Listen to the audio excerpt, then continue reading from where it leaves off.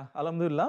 দীর্ঘদিন পর গণমাধ্যমে একান্ত সাক্ষাৎকারে আসেন বিএনপির ভারপ্রাপ্ত চেয়ারম্যান জনাব তারেক রহমান। লন্ডন থেকে বিবিসি বাংলাকে দেয়া প্রায় ১ ঘণ্টার সাক্ষাৎকারে তিনি নানান প্রশ্নের উত্তর দেন। আমি গত ১৭ বছর ধরে বাংলাদেশে জুলাই আন্দোলনে মাস্টারমাইন্ড নিয়ে বিবিসির প্রশ্নে তারেক রহমান বলেন, এই আন্দোলনের মাস্টারমাইন্ড দেশের গণতন্ত্রকামী জনগণ। তিনি গণতন্ত্রের জন্য দেশের নেতাকর্মীদের নিয়ে আন্দোলন করেছেন। জুলাই গণঅভ্যুত্থানে আপনার ভূমিকা নিয়ে অনেক আলোচনা আছে। আপনি কি নিজেকে এই আন্দোলনের মাস্টারমাইন্ড হিসেবে দেখেন?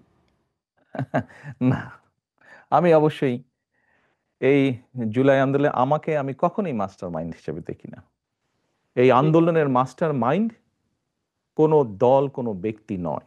এই আন্দোলনের মাস্টারমাইন্ড বাংলাদেশের গণতান্ত্রিকামী জনগণ। আন্দোলনের যোগাযোগ নিয়ে প্রশ্নে তারেক রহমান বলেন, নানান প্রতিকূলতার মধ্যে অনলাইনে, টেলিগ্রামে সবসময় নেতাকর্মীদের সঙ্গে যোগাযোগ হয়েছে। নির্বাচনের আগে কি তাহলে আপনি দেশে আসবেন এমন সম্ভাবনা তাহলে বলা যায়? আমার সর্বোচ্চ চেষ্টা থাকবে, ইচ্ছা থাকবে, আগ্রহ থাকবে। সেই প্রত্যাশিত নির্বাচন জনগণ চাইছে, সেই প্রত্যাশিত নির্বাচন যখন অনুষ্ঠিত হবে জনগণের সাথে, জনগণের মাঝেই থাকবো ইনশাল্লাহ। দেশে কবে ফিরবেন এমন প্রশ্নে তারেক রহমান বলেন, খুব শীঘ্রই দেশে ফিরবেন বলে আশা করেন। আমি অবশ্যই রকিব মানিক, এশিয়ান টেলিভিশন, ঢাকা। হিসেবে দেখি।